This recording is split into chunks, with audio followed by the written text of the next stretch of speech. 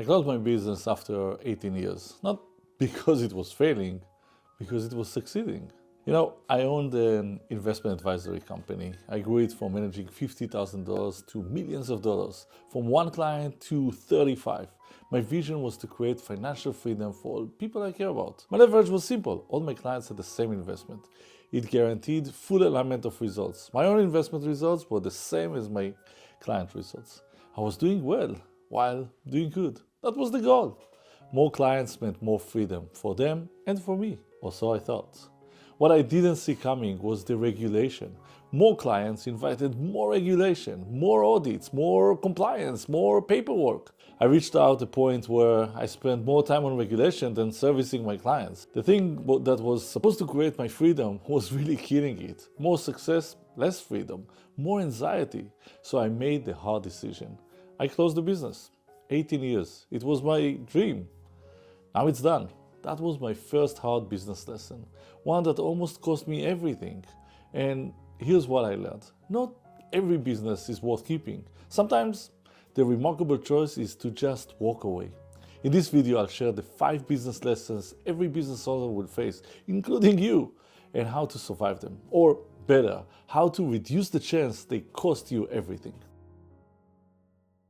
The first lesson is the one I just shared, the loss of your time and freedom. Here's what you can do. Every quarter, ask yourself, what's growing alongside my success? Make a list: regulation, technology, competition, your own energy. Then ask, in 3-5 years, will this be a threat or a killer? Can you eliminate it? Will it take you closer to your goal or further from it? Ask these questions before it's too late. Years ago, I had a coaching client for 5 years. They owned, an experience business. They were over 25% of my revenue, but more important, they were 90% of my joy and meaning. We grew together from tiny operation to a remarkable organization. We faced hard challenges, painful decisions, people, money, services. We became more than a coach and a client. We became partners and even friends. Then one day they wanted to expand to a new concept, bring in a large investor, a person with different values than theirs and mine. I pushed back.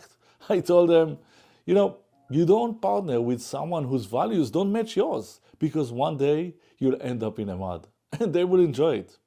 It didn't help. They wanted to move forward. I told them it was against my values and theirs. They canceled our coaching agreement. I didn't fight for it. I just let it be. We're still friends. They got burned with that investor, but I lost the client. That was my second hard business lesson, the loss of my biggest client. Here's what I learned. Having a big client isn't the risk. Not knowing what you'd do without them, well, that's the risk. Here's what you can do. Look at your client list today. If your biggest client disappears tomorrow, what's your plan? If you don't have an answer, just build one. Ask yourself 3 questions. For your biggest client and your next one, what's their biggest challenge? Are you solving it? Do they recognize it? For your current client, this keeps them. For the next client, this wins them. Same questions, 2 outcomes. Don't wait until you lose them to figure it out. Years ago, I was running an operations team. 6 months after I joined, I interviewed an intern for a small role. She was amazing, smart, curious, eager to grow, eager to contribute. I saw her potential. I'm not sure she did at the beginning. Over the years, she started to see and employ her value. Senior contributor, team leader, director, my right hand. Then one day, she left. It wasn't anger, it wasn't our team, it wasn't me. She was apologetic, but she had this amazing opportunity, the kind that changes your career and life. As her mentor, it was tough to admit, but it was the right move. So she left. And I stayed with a big hole. Well, not really. Sure, she was my right hand. Irreplaceable, I thought. But throughout the years, she was developing her own right hand. Really, her left and right hand. These 2 people needed time. But after a few months, they stepped up. They weren't her. Different people, different personality. But the operations truly became stronger. Different, but stronger. That was my 3rd major business lesson. the loss of my best employee. Here's what I learned. Your best person will leave someday.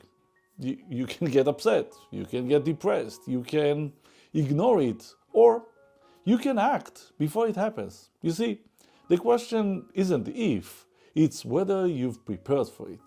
Here's what you can do. Ask yourself these 3 questions about your key people. 1, who can replace them if they decide to leave? 2, what can we do together today to prepare this person?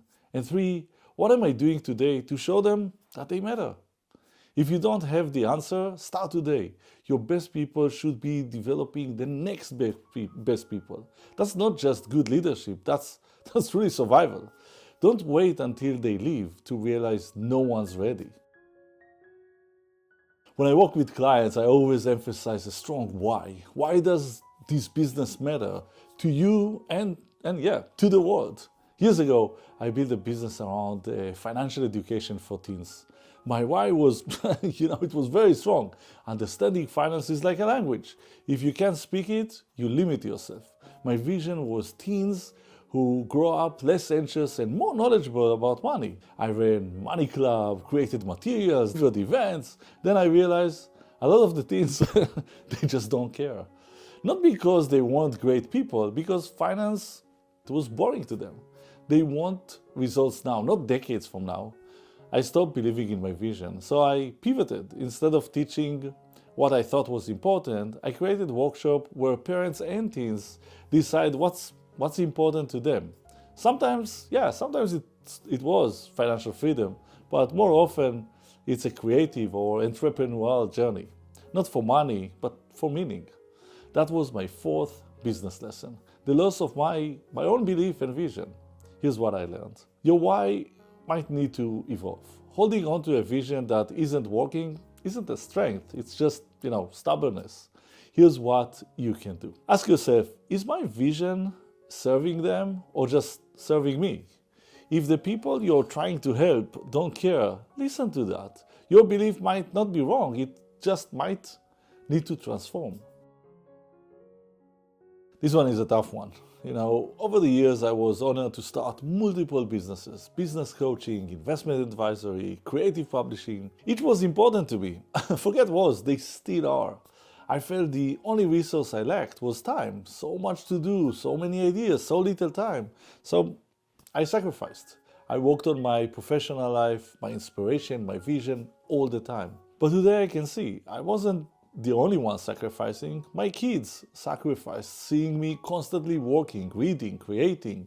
They're physically, but not really present. My close friends also sacrificed, keeping the relationship even when most of our talks were about, my thing. I have really great friends. In the past year, my wife taught me balance. I can't pretend I'm present when I'm not.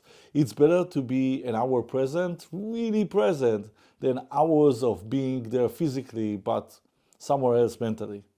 It's still tough. I want to create the future I envision, but I can't live only in the future. I learned to give myself permission to enjoy this moment too. Laugh with friends, travel with no phone, share feelings, the good, the bad, yes, and the ugly. Feel my people's feeling as well. It will always be a fight, but it's one worth fighting for. That was my 5th business lesson, the loss of my personal relationship. Here's what I learned. The business you're building should serve your life, not consume it. Here's some things that you can do. First, ask yourself, who is sacrificing alongside me? Are they choosing it or just enduring it? And when was the last time you were truly present with them? Not there, but present. Don't wait until you've lost them to realize they were there all along. These 5 lessons are coming. Maybe not today, maybe not this year, but they are coming. You're not unique in facing them. Every business owner does.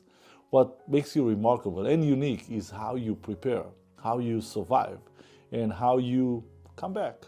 If this way of thinking works for you, subscribe and stay with me. We're building something remarkable here.